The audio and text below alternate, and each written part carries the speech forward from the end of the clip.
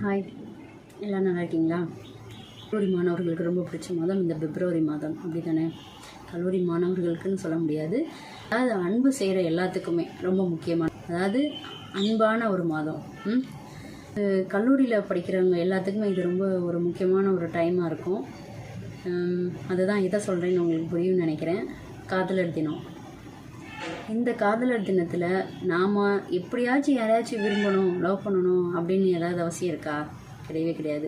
காதல் இங்கே ரொம்ப முக்கியம். காதல் இல்லாத மனுஷங்க இந்த உலகத்தில் யாருமே கிடையாது. கண்டிப்பாக எல்லாருமே காதல் பண்ணுங்கள், லவ் பண்ணுங்கள். அதாவது உங்களோட அன்பானவர்களை லவ் பண்ணுங்கள்.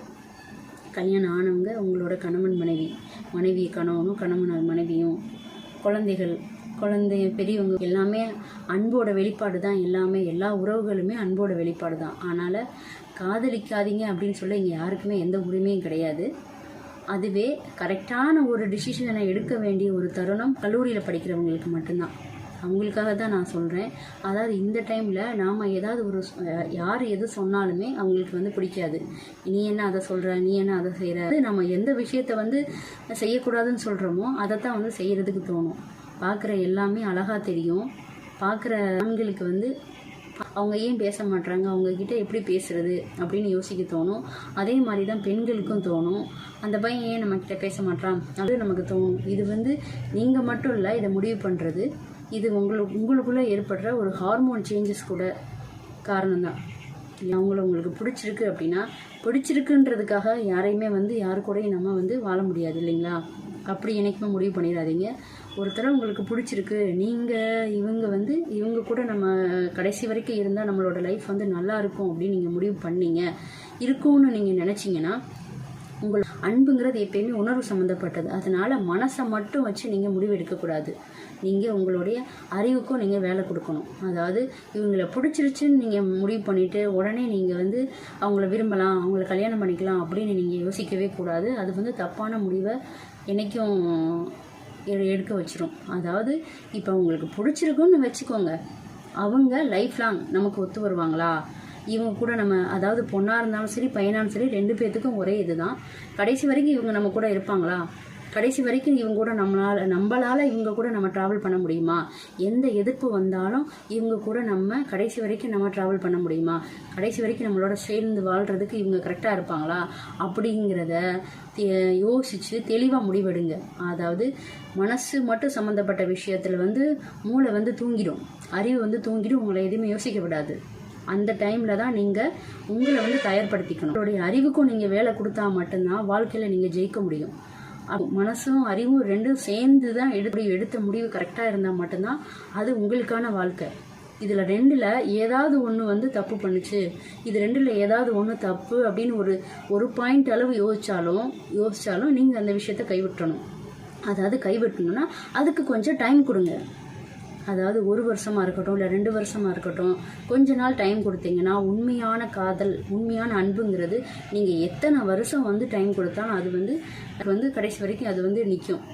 அதாவது விரும்புகிறீங்க அப்படின்னா அதுக்கு நீங்கள் உங்களுடைய வீட்டு சம்மதத்துக்காக நீங்கள் என்ன பண்ணலாம்? அதாவது நீங்கள் இவங்களை விரும்புகிறேன் அப்படின்னு சொன்ன உடனே உங்கள் வீட்டு பெரியவங்க உடனே சம்மதிக்கிற அளவுக்கு உங்களோட திறமைகளை வளர்த்துக்கோங்க. அப்படி அவங்க யோசிக்கிற அளவுக்கு என்ன திறமைகள் இருக்குது, உங்களோட குறிக்கோளை அச்சீவ் பண்ணுங்கள். உங்களோட திறமைகளை வளர்த்துக்கோங்க. உங்களுடைய கோல் என்ன அதை கண்டுபிடிச்சி அதில் நீங்கள் வெற்றி பெறுங்க. அப்படி வெற்றி பெற்று ஒரு சாதனையான ஒரு ஆளாக நீங்கள் நின்னீங்கன்னா நீங்கள் சொல்கிற வார்த்தையை கேட்குறதுக்கு மறுப்பு சொல்லவே முடியாது உங்கள் வீட்டு பெரியவங்களால். அப்படி ஒரு சூழ்நிலையை நீங்கள் உருவாக்குங்க. இப்போ நிறைய நம்ம பார்க்குறோம். நிறைய படத்தில் இல்லை படத்திலே வர சீன்களையுமே நீ நிறைய பாருங்கள். அதாவது வாழ்க்கையில் காதலிக்கிறத காட்டுவாங்க, எப்படிலாம் காதலிக்கலாம்னு காட்டுவாங்க. ஆனால் காதல் பண்ணிவிட்டு அந்த காதல் கை கூட்டுறதை தான் காட்டுவாங்களே தவிர அந்த கை கூட்டிட்டு அதுக்கப்புறம் இருக்கிற வாழ்க்கையை எந்த படத்துலையுமே காட்ட மாட்டாங்க. ஏன்னா அது படம், அது நடிக்கிறதுக்கு மட்டும்தான். உண்மையான காதல், உண்மையான கல்யாணம், உண்மையான ஒரு வாழ்க்கை முறை அப்படிங்கிறது நமக்கு வாழ்கிறப்ப மட்டும்தான் நமக்கு தெரியும். அதாவது நம்ம ஒரு வாழ்க்கை எப்படிங்கிறத நாம் வாழ்ந்து தான் அதை தெரிஞ்சுக்கணும் அப்படின்னு நம்மளோட வாழ்க்கையை நம்ம இழந்துருவோம். ஏற்கனவே வாழ்ந்தவங்க இருக்காங்க பார்த்தீங்களா, அவங்கள பற்றி நாம் ஒரு ஐடியா நாம் எடுத்துக்கணும். அப்படி தான் நம்மளோட வாழ்க்கையை நம்ம முடிவு பண்ணணும். நம்மளோட துணை வந்து சரியாக இல்லைன்னு வச்சுக்கோங்க, நம்ம வாழ்க்கையை அழிஞ்சிரும். நம்மளோட துணை வந்து நமக்கு எப்பயுமே கரெக்டாக இருக்கணும். துணையை தேர்ந்தெடுக்கிறதுல எந்த ஒரு தயக்கமே உங்களுக்கு இருக்கக்கூடாது. அந்த துணை வந்து கடைசி வரைக்கும் நமக்கு உறுதுணையாக இருப்பாங்களா, கடைசி வரைக்கும் சப்போர்ட்டாக இருப்பாங்களா, கடைசி வரைக்கும் நம்ம மேலே பாசமாக இருப்பாங்களா, எந்த சூழ்நிலை வந்தாலும் எந்த சூழ்நிலையும் நம்மளை விட்டு பிரியாமல் இருப்பாங்களா அப்படின்னு ஒரு ஆணும் பெண்ணும் முடிவெடுக்கணும். அப்படி நீங்கள் முடிவெடுத்து நீங்கள் காதலிங்க. அந்த காதல் வந்து கடைசி வரைக்கும் உங்களுக்கு என்றைக்குமே துணையாக இருக்கும். எந்த உறவுகள் வந்து விட்டு உங்களை பிரிஞ்சாலும் இந்த உறவு வந்து உங்களுக்கு எப்பயுமே உங்களை விட்டு பிரியாது. உங்களுக்கு எப்பயுமே பக்கபலமாக உங்களுக்கு ரொம்ப துணையாக நிற்கும். அதனால் துணையை தேர்ந்தெடுக்கிறதுல மட்டும் உங்களுடைய மனசையும் அறிவையும் வந்து தவற விட்டுறாதீங்க.